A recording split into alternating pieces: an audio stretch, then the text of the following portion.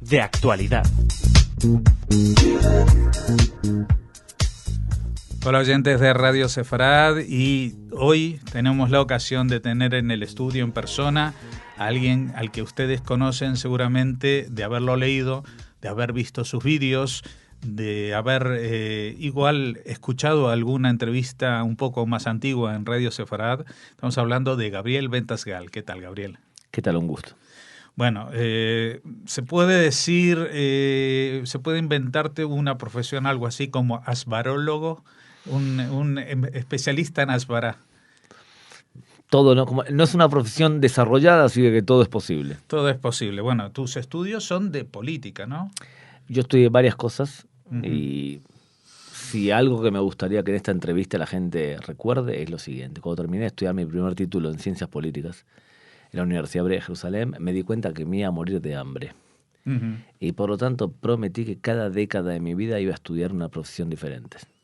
Perfecto. Que es la base de toda creatividad. Es estudiar más de una carrera y mezclar entre dos carreras para inventar algo. Ahora estoy estudiando otra cosa. Voy a ser guía de turismo, que no me voy a dedicar a eso, pero no importa. Pero estudié política y estudié propaganda política y publicidad y relaciones públicas y relaciones internacionales. Bueno, de lo que sí nosotros te conocemos, especialmente en los últimos años, a pesar de que ya antes te leíamos y te veíamos en entrevistas y todo eso, como experto en temas de Medio Oriente, es esta iniciativa que se llama Hatzad Hasheni, ¿no? Explícanos un poquito en qué consiste. Hatzad Hasheni es una organización que actualmente trabaja en 18 países con 35 comunidades diferentes. Lo que nosotros hacemos es capacitamos a las comunidades judías para que se puedan defender oralmente, dialécticamente, porque el punto de partida nuestro es el siguiente. Cuando una persona no conoce lo que sucede en Medio Oriente, cuando una persona no conoce su propia identidad y no la sabe respetar, todo ataque hacia Israel o hacia el pueblo judío le afecta. En otras palabras, si tu hijo no entiende por qué tenemos derecho a la tierra de Israel y por qué tenemos derecho a vivir ahí, cualquier ataque contra Israel le afecta. Hagamos una comparación. Mientras que a los judíos les tienes que explicar, por ejemplo, o a las personas laicas entre los judíos o amigos de Israel, tienes que explicarle la ley internacional, la historia, Islam, un montón de temas posibles a una persona muy cristiana, con simplemente nombrarle Génesis 12:3, que dice: quien bendice a un judío será bendecido. Ya está, es suficiente. Su antivirus es mucho más fuerte a veces que la de un judío. Pero sin embargo hay comunidades cristianas en Estados Unidos que se han declarado en contra de Israel, a favor del BDS. Porque el cristianismo tiene subramas. La más cercana a Israel y al pueblo judío probablemente sea los protestantes. Y dentro de los protestantes, en el continente de habla hispana, los evangélicos en general aman a Israel. Por supuesto que dentro del mundo cristiano tiene otras ramas, entre ellas algunas incluso que todavía siguen defendiendo la teoría de la sustitución o del reemplazo, que afirma que la fe anterior, el pacto anterior entre Abraham y el pueblo judío es un pacto que ya caducó y por lo tanto debe ser reemplazado por el nuevo pacto, y la mejor forma de ver ese reemplazo es que desaparezca el anterior. Esta teoría, algunos todavía la defienden, por supuesto que no la Iglesia, por ejemplo. Bueno, esto quiere decir que para poder explicar eso uno tiene que saber de política, de geografía, de historia y de teología. Es que, mira, nosotros nos dedicamos a, por un lado, capacitar a las comunidades judías, por otro lado, tender puentes con todos los amigos de Israel. Y cuando vamos a cada país de los 18 que trabajamos, hablamos con políticos, con periodistas, con iglesias, con amigos, con universidades que no tienen nada que ver con nada político. Con economistas, les explicamos, por ejemplo, el milagro económico israelí. O sea, hacemos un trabajo que se llama diplomacia pública. Son 3 temas que hacemos. 1, asbará, que significa saber cómo responder.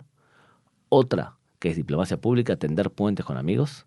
Y lo tercero, posicionamiento de marca. Significa, yo quiero que cuando la gente hable de Israel, lo que diga es, de la misma forma que cuando alguien dice, ¿España qué es? Y la imagen de España del mundo es la del toro. Yo creo que cuando alguien hable de Israel, diga, Israel es energía creativa.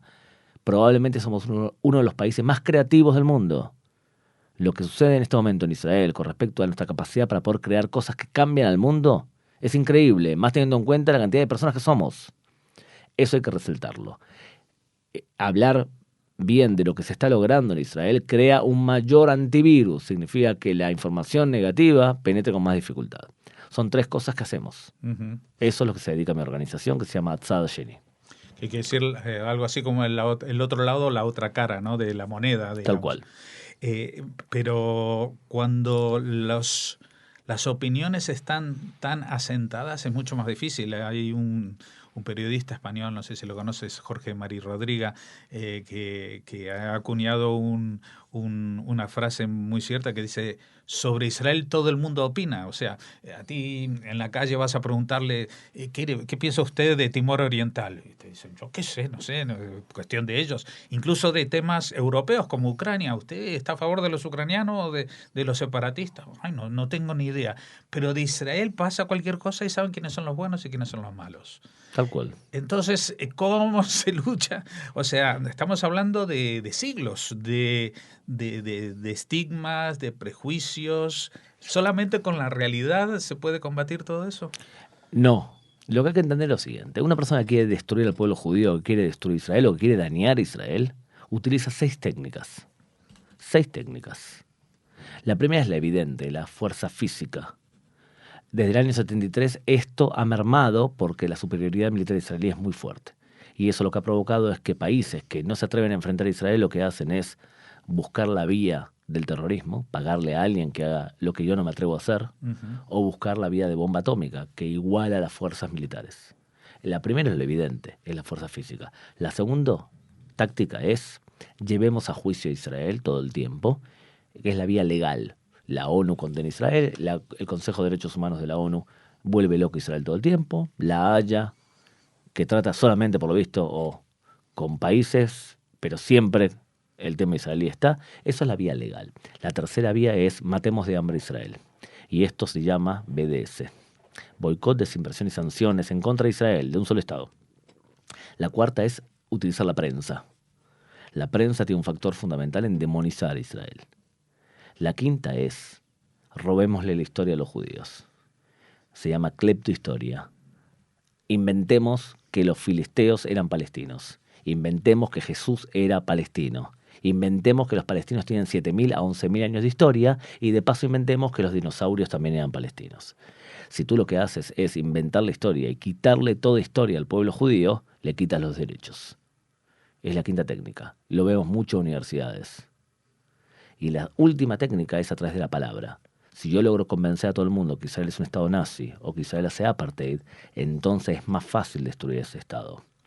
Igual que los nazis lograron convencer a la humanidad, aparte de la humanidad, que el judío era un virus. Y después matar un virus es más fácil. Lo que intentan hacer es convencer a todo el mundo que Israel es un estado nazi, porque con el nazi no se negocia, al nazi se lo vence. Y lo mismo con el estado apartheid. Son 6 técnicas. Israel es muy buena en la técnica militar, en defenderse militarmente, y a veces es muy mal las otras 5. Y las comunidades judías igual. Lo que nosotros tenemos que hacer es saber defendernos en los 5 campos. Uh-huh. Y eso es lo que hace una persona que se dedica a asbará o a esclarecimiento. Vamos a mirar con un poquito más de detención algunos de estos 5 campos fuera de la fuerza física, los juicios, el BDS, la prensa, la cleptohistoria y la semántica de las palabras.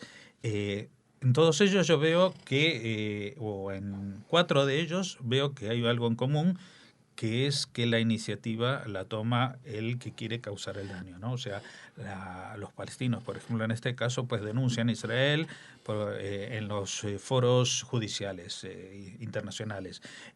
Inician una campaña de boicot, de desinformación. También se inventan su historia e incluso manipulan las palabras.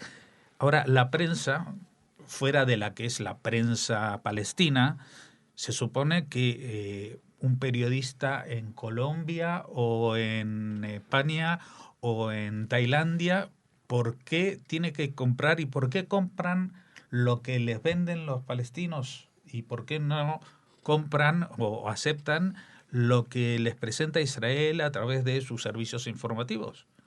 Hay varias razones por qué actúan como actúan. Podría decirte, bueno, porque en general buena parte del periodismo es de izquierda y por lo tanto al ser de izquierda consideran que es necesario apoyar a los que ellos ven como más débiles, estilo David y Goliat. Puede ser una visión. La segunda porque consideran que Israel es una potencia ocupante y la ocupación debe ser rechazada y por lo tanto estamos a favor de los palestinos.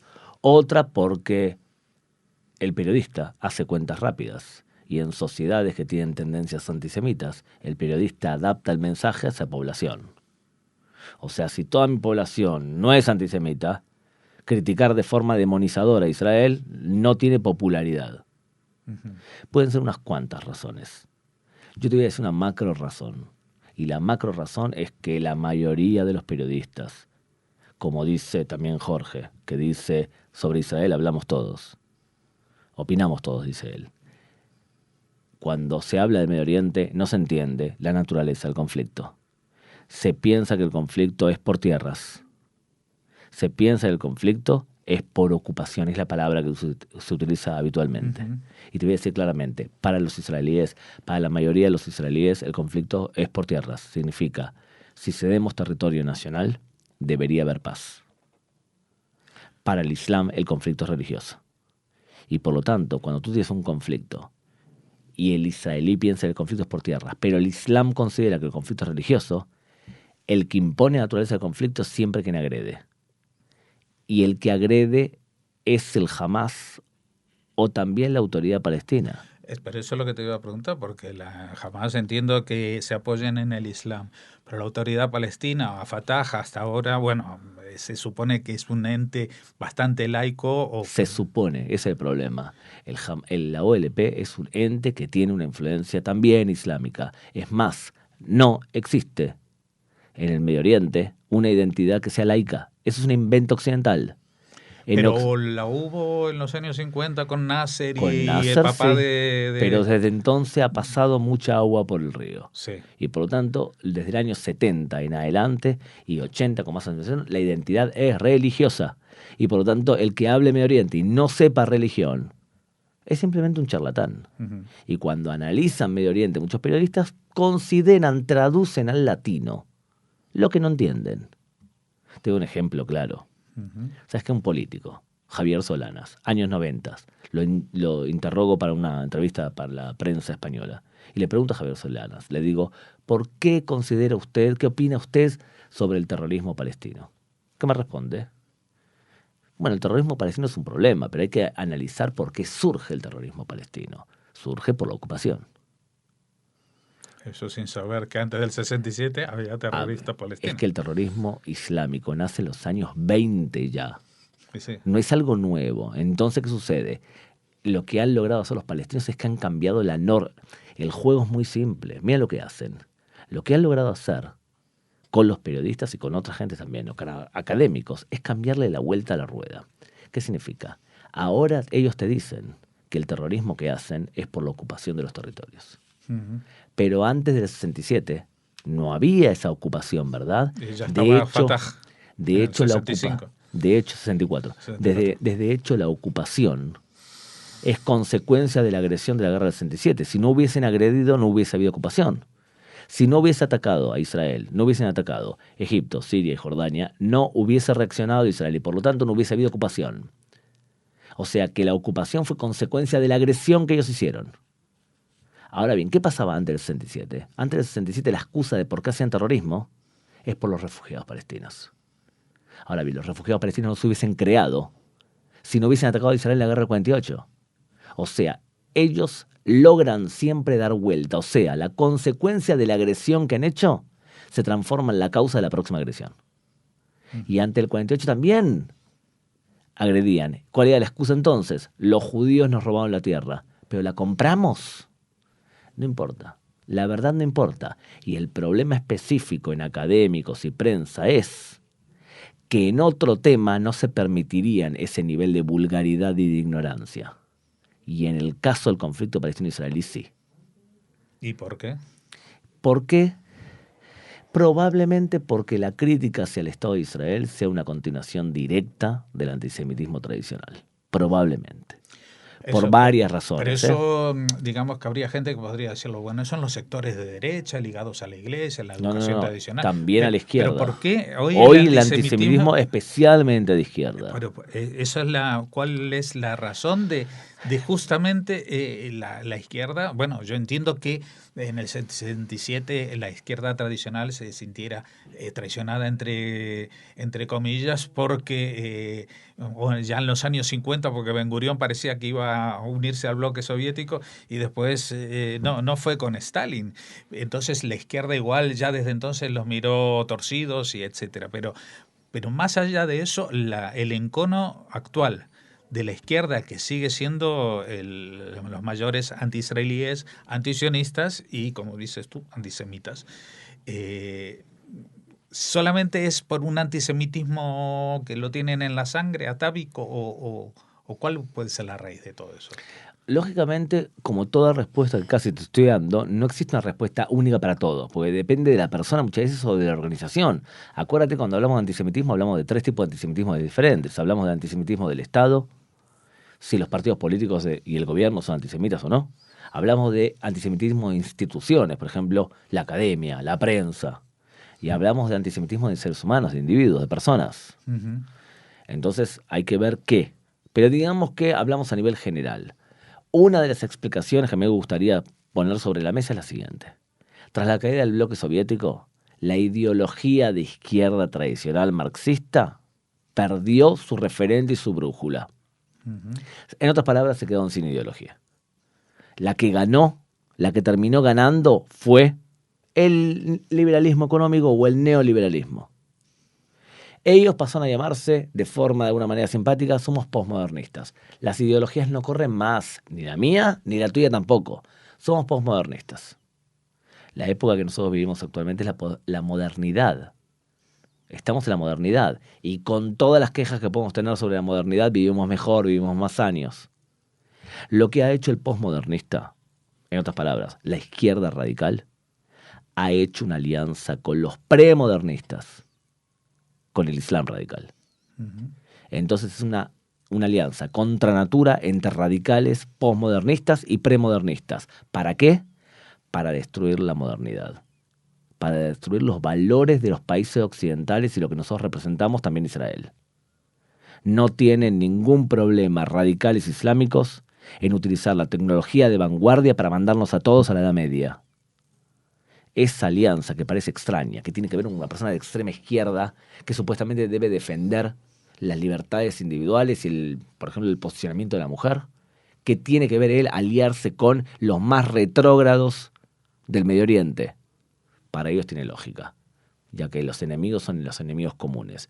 El enemigo es el capital, el enemigo es la modernidad, el enemigo es la globalización y vete tú a saber qué otras cosas se le meten en el camino.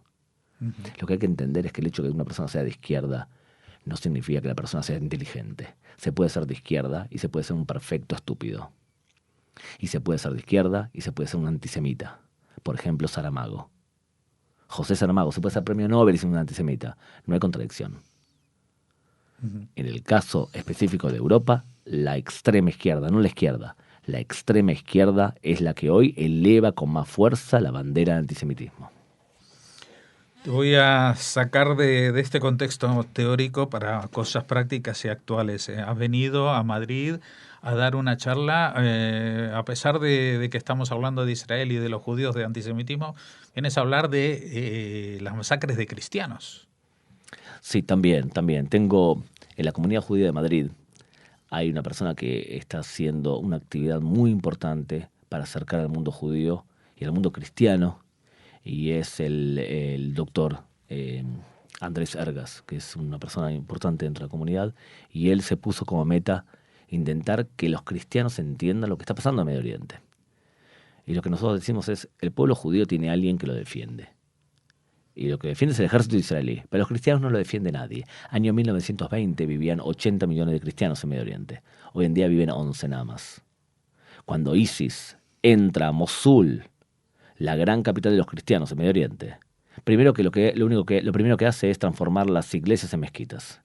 Y lo segundo que hace es, les dice a la gente cristiana, les vamos a marcar la casa con una N, con una Nun, que significa los que vienen de Nazaret. Y tenemos 3 condiciones para ustedes. La primera, o nos pagan la jizya, el impuesto por cabeza, que es mucho más grande que el que paga un musulmán. Jizya. O les cortamos la cabeza o se convierten al Islam. Y los cristianos lo que hacen es o se quedan o huyen despavoridos. Y por eso el Medio Oriente se queda sin cristianos. Por eso mismo, aquella persona que no hable de religión y que no interprete lo que está pasando con los cristianos, está hablando de otro mundo. Porque Medio Oriente es religión. Ahora, ¿qué hacen los cristianos a todo eso? Tienen miedo, tienen terror.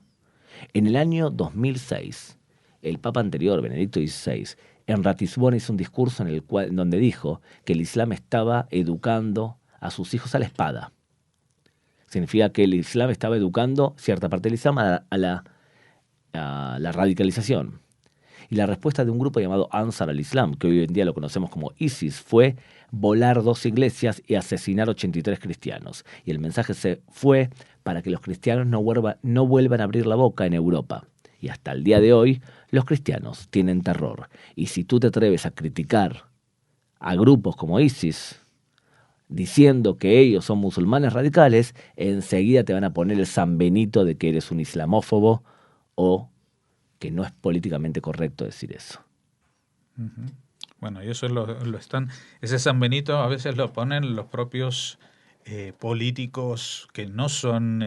o sea, son de raíces cristianas, pero que no son los grandes creyentes, pero se posicionan como los mayores defensores de los derechos de esta gente, ¿no? Y esto también está afectando a cómo se ve la crisis migratoria actual en Europa, ¿no? El problema con esta situación es que por el hecho de que somos todos políticamente correctos y nadie dice que hay un problema real, y el problema real es que parte del Islam es radical, la minoría del Islam es radical, pero una parte no despreciable, no desdeñable del Islam piensa de forma radical, y una parte de ese Islam es la que hace también terrorismo. En otras palabras, la mayoría del Islam no es radical, pero aproximadamente entre el 90 y el 95% del terrorismo en el mundo es hecho por musulmanes. O sea que hay un problema serio, hay que decirlo. El hecho de que las cosas no se digan de forma clara lo que provoca es que la sociedad se siente desprotegida de alguna manera y se refuerzan y crecen los grupos neonazis, que son islamófobos. Esta gente neonazi no piensa como yo, que yo te digo que la mayoría del Islam no es radical. Ellos ponen a todos los musulmanes en una misma bolsa y dicen son todos asesinos y hay que echarlos de Europa. El problema es que en Europa, y con esta inmigración aún más, los grupos neonazis van a aumentar su poder y van a subir. Y ese es un problema, y el problema está causado, entre otras cosas, porque nosotros en Europa somos políticamente correctos y no decimos las cosas como son. Uh-huh. Bueno, para decir las cosas como son, para leer y oír las cosas como son, vamos a repetir la dirección de la web de Hatzad Hasheni, si nos la puedes decir. Uy, son 3 páginas. Una es hatzadhasheni.com, pero igual va a estar en la página de internet cuando suban a internet esta Por crónica. supuesto, vamos a poner el link. Es Hatzad Hasheni, ahí van a encontrar temas de política y muchas películas subtituladas, todo subtitulado en castellano. Van a después ver una página llamada Energía Creativa, que ahí ponemos chistes, canciones e inventos israelíes subtitulados en castellano, y después otra llamada prensaárabe.com, que ahí es lo que dicen los árabes más importantes subtitulado al castellano. Uh-huh. Bueno, con estas recomendaciones y con la recomendación de si ustedes escuchan esto y están en Madrid este fin de semana, pues pónganse en contacto a través de la Comunidad Judía Madrid para asistir a esta charla que va a dar Gabriel Ventasgal el domingo por la tarde en el Colegio Judío. Gabriel, ha sido un gusto contar contigo en persona, porque muchas veces te tenemos, a veces sacamos cosas de tu web, ponemos algún vídeo, ponemos intervenciones tuyas o discursos o diálogos que has tenido, pero el hecho de tenerte aquí directamente es para nosotros un gusto y un placer. Un placer para mí.